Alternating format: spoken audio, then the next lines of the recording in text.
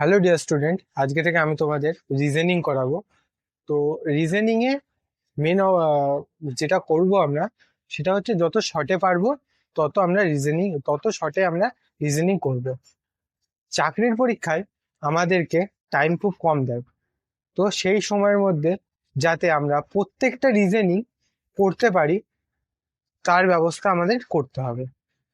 তো কিভাবে আমরা তাড়াতাড়ি রিজনিং করতে পারবো, তার জন্য হয়তো আমাদের শিখতে হবে রিজনিং এর কনসেপ্ট, মানে কিভাবে রিজনিংটা অ্যাকচুয়ালি করতে হয়, এবং তার কিছু কিছু শর্ট ট্রিক্স করলে আমরা খুব অল্প সময় 10 সেকেন্ড 5 সেকেন্ড এর মধ্যে, কি খুব জোর হলে 15 সেকেন্ড এর মধ্যে আমরা একটা জিআই বের করতে পারবো।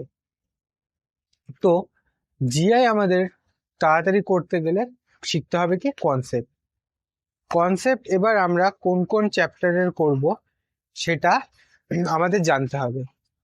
আমরা যদি চাকরির পরীক্ষার জন্য দেখতে যাই, তো রিজনিং এর চ্যাপ্টার অনেকগুলো আছে, প্রায় 35টার ওপরে। আমরা এখানে করব সেই 35টা কনসেপ্ট এবং তার শর্ট ট্রিক্স। তো আমরা কি কি চ্যাপ্টার করব? আমরা করব অ্যালফাবেটিক্যাল টেস্ট, আমরা করব ক্যালেন্ডার, আমরা করব হচ্ছে সিটিং অ্যারেঞ্জমেন্ট, আমরা করব সিলোগিজম, আমরা করব, এছাড়াও আরো অনেক অনেক চ্যাপ্টার রয়েছে, ক্লক রয়েছে, কিউব রয়েছে, ডাটা এফিসিয়েন্সি রয়েছে। এরকম অনেক চ্যাপ্টার রয়েছে যা আপনারা স্ক্রিনে দেখতে পারবেন, দেখতে পাচ্ছেন আমরা কোন কোন চ্যাপ্টার করব। তো আমরা আজকে ফার্স্ট চ্যাপ্টার দিয়ে চালু করব। আমরা ফার্স্ট চ্যাপ্টার কি করব? Alphabet test.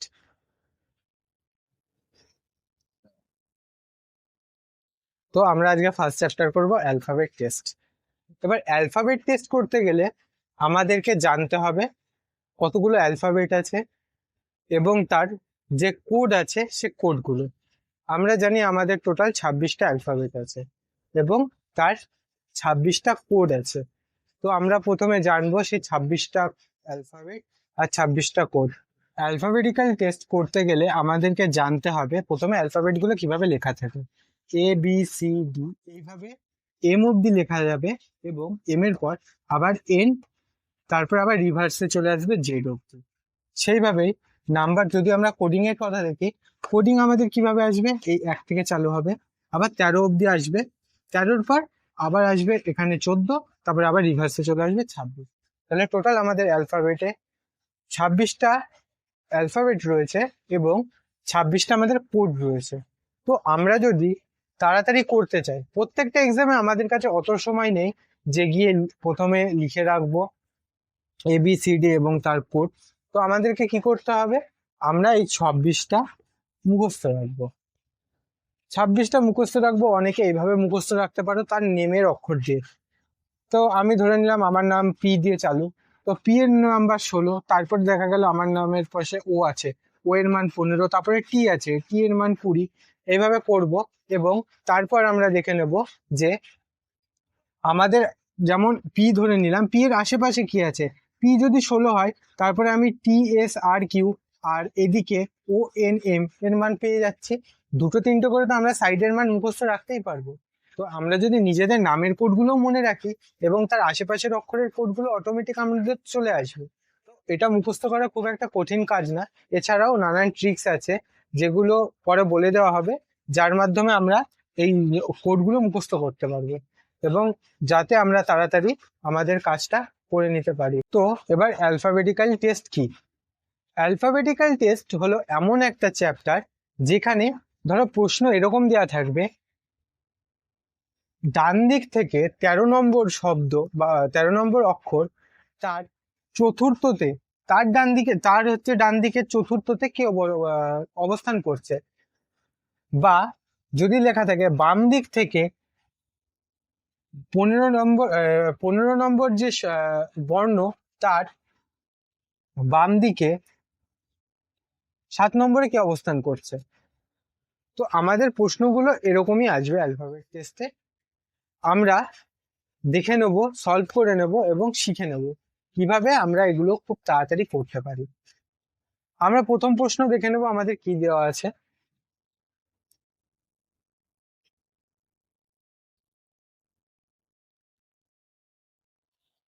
আমাদের প্রথম প্রশ্ন বলে দিয়েছে which letter will come four to the left of 12th from the left. এবার আমাকে বলে দিয়েছে যে 12 মানে বাম লেফটের থেকে 12-এর 4 নম্বর লেফটে 4 নম্বরে কি অবস্থান করছে। এখানে কিছু শর্ট ট্রিক্স আছে, এগুলো আমরা শর্টে কিভাবে করব। আমাদেরকে শর্টে করতে গেলে আমাদেরকে জানতে হবে যদি লেফট লেফট দেয় তাহলে আমরা সংখ্যা দুটো কি করব, বিয়োগ করব। ঠিক আছে, যদি আমাদের বলে রাইট রাইট তাহলে আমরা কি করব, সংখ্যাগুলো বিয়োগ করব। যদি আমাদেরকে বলে লেফট লেফট আর রাইট তাহলে আমরা কি করব, সংখ্যাটাকে যোগ করব। বা আমাদের বলে দিল রাইট টু লেফট, তাও আমরা সংখ্যাগুলো যোগ করব। এটা একটা বেসিক ফর্মুলা। ফর্মুলা কিছুই না, খালি যোগ আর বিয়োগ। কখন আমরা যোগ করব কখন আমরা বিয়োগ করব এইটুকু একটু মনে রাখতে হবে, শুধু অ্যালফাবেট টেস্টের জন্য।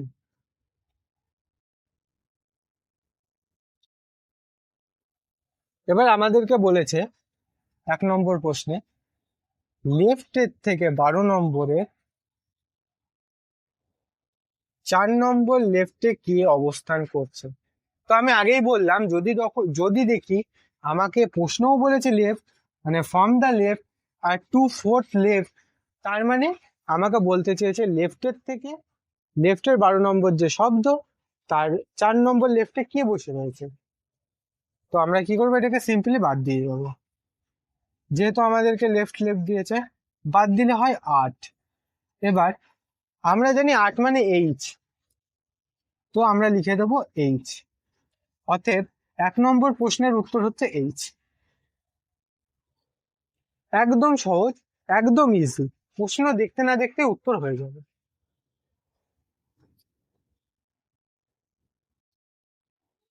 আমাদের 2 নম্বর প্রশ্ন কি বলেছে, which letter will come 7 to the right of 17 from the right.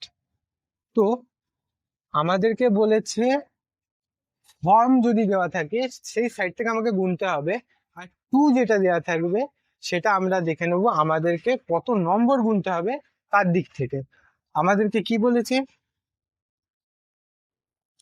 2 নম্বর আমাদেরকে বলেছে রাইটের 17, রাইটের 17, আর আমাদেরকে বলেছে তার 7 নম্বরে রাইটের।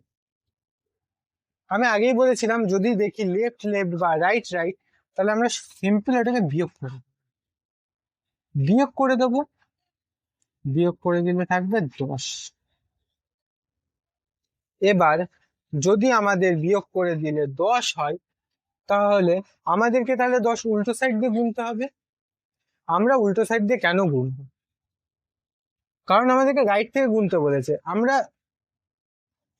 এবিসিডি কোন দিক দিয়ে লিখি, আমরা লেফট টু রাইট লিখি, আর আমাকে বলেছে রাইট থেকে গুনতে। তো এবার আমি রাইট থেকে গুনবো মানে আমাকে জেড থেকে গুনতে হবে। আমি কি করব, আমাদের অ্যালফাবেট সংখ্যা 26টা, কিন্তু আমাকে তো একটা অক্ষর বের করতে হবে। আমি যদি 26-এর থেকে 10 বিয়োগ করে দিই তাহলে আমার ওই 1 নম্বর অক্ষরটা পার করে চলে আসবে। তো আমরা ধরে নেব আমাদের সংখ্যা আছে 27টা অ্যালফাবেটে। এটাও একটু নোট করে রাখবেন, যদি রাইট থেকে আমাদেরকে গুনতে বলে, যখনই আমাদেরকে রাইট থেকে গুনতে বলবে তখন আমাদেরকে 27 থেকে ওই সংখ্যাটা যদি আমরা বাদ দিয়ে দিই, যেমন এখানে 27 থেকে 10 বাদ দিতে বলেছে, আমি এখান থেকে 27 থেকে 10 বাদ দিলে আমার থাকে 17। এবার আমরা যদি বাদ দিয়ে দিই তাহলে আমরা কি হবে, আমরা যেহেতু রাইট থেকে মানে অ্যালফাবেট থেকে রাইটের অঙ্কটা বাদ দিয়ে দিচ্ছি, তাহলে আমরা এটা গুনতে পারবো লেফট থেকে। এবার আমরা যখন এটাকে মুখস্থ করব যে 17 নম্বর লেফটে যে সংখ্যাটা রয়েছে মানে যে অক্ষরটা রয়েছে সেটা আমার অ্যান্সার আসবে, তাহলে আমরা ডাইরেক্টলি বাম দিক থেকে গুনে নিতে পারবো। অতএব আমরা লেফট থেকে গুনে নিতে পারবো। তো এখানে আমার 10 যদি বাদ দিই, 10 বেরিয়েছে, তো আমরা 27 থেকে 10 বাদ দেব, আমাদের থাকবে 17। 17 মানে কিউ।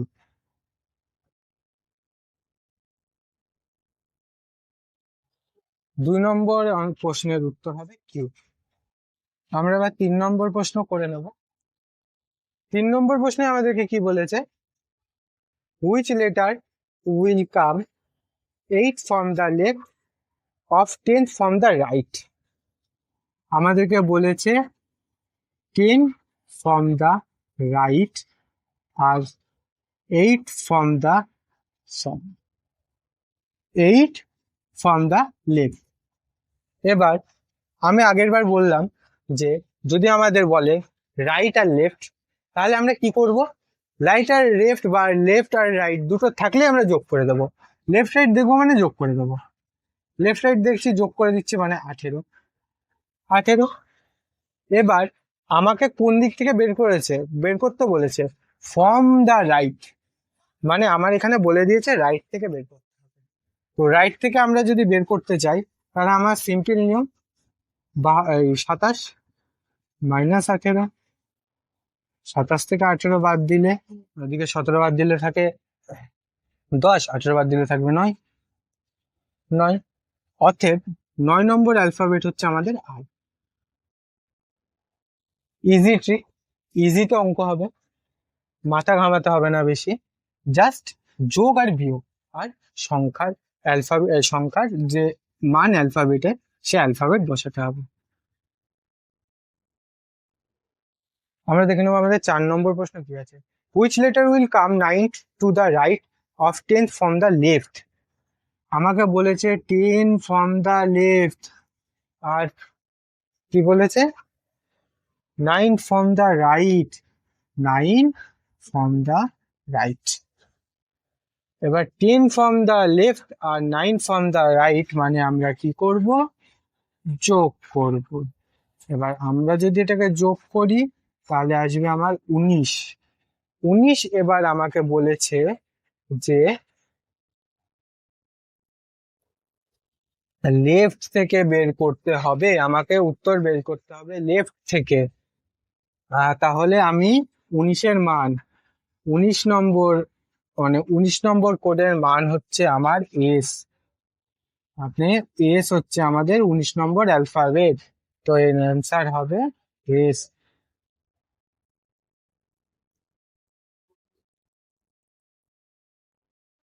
আমরা দেখে নেবো আমাদের 5 নম্বর প্রশ্ন কি আছে। আমি এটা 4 করিয়েছিলাম, নাম্বারে ভুল হয়েছে। 5 নম্বর প্রশ্ন আমাদেরকে কি বলেছে। 5 নম্বর প্রশ্ন বলেছে which letter will come 18 to the right, মানে রাইটে 18, আর বলেছে 12 ফ্রম দ্য লেফট।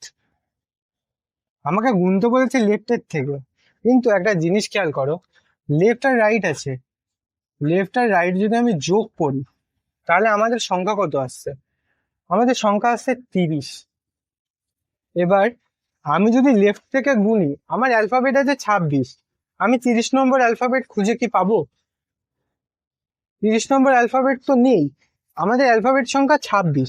অতএব যদি 26-এর উপরে অ্যালফাবেটের সংখ্যা চলে যায়, মানে আমি যদি 12 নম্বর হচ্ছে লেফটের 12 নম্বর, লেফট থেকে 12 নম্বর যে আমার অ্যালফাবেট আছে, তার রাইটে মানে ডান দিকে আরো যদি 18টা যায়, তাহলে তো আমার কোনো সংখ্যাই নেই, আমার কোনো অ্যালফাবেটও আসবে না। তো এর উত্তর বের করাই সম্ভব না, তাই এটা হবে CND, ক্যান্ট বি ডিটারমাইন। এর উত্তর বের করা সম্ভব না, কাউন্ট করা যাবে না।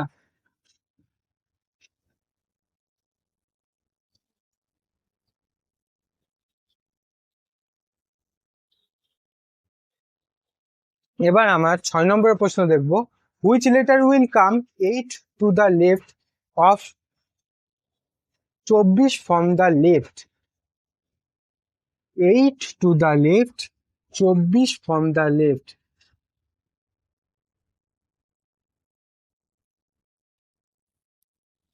তো আমাদেরকে লেফট লেফট দিয়েছে, লেফট লেফট দিলে আমরা কি করব, বাদ দেবো। 24 থেকে 4 বাদ দিলে থাকে হচ্ছে 20, 20 থেকে 4 বাদ দিলে 16। এবার আমাকে লেফট লেফট দিয়েছে, মানে আমরা লেফট লেফট গুনবো। আমাদের লেফট লেফট সংখ্যা হচ্ছে, লেফট থেকে যদি আমরা গুনি, তাহলে আমাদের সংখ্যা 16 নম্বর সংখ্যা হচ্ছে কি। অতএব 6 নম্বর প্রশ্নের উত্তর হবে কি।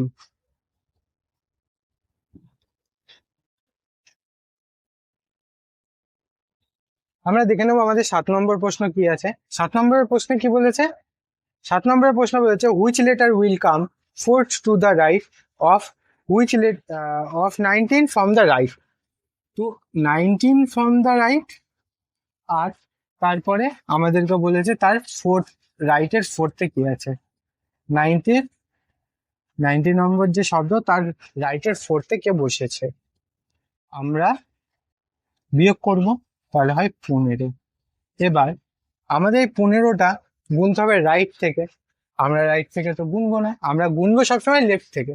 তো আমরা যদি লেফট থেকে গুনি তাহলে আমরা কি করব, 27 বিয়োগ 27 বিয়োগ কি করে দেবো আমরা, 27 বিয়োগ করে দেবো 15। 27 বিয়োগ 15 যদি করি তাহলে আমাদের থাকে হচ্ছে 12। তাহলে 12 সমান সমান আমাদের কত, আমাদের 12 সমান সমান এল 27।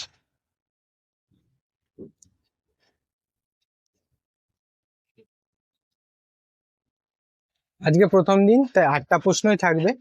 8 নম্বর প্রশ্ন আমরা লাস্ট প্রশ্ন করে নেবো আজকে। আজকের লাস্ট প্রশ্ন হচ্ছে which letter will come 7th to the left, 7 to the left and 12 from the right, 12 from the right, 7 from the left. 12 আর 17 আমরা কি করে দেবো, ডাইরেক্ট যোগ করে দেবো, তাহলে হলো 19। 19।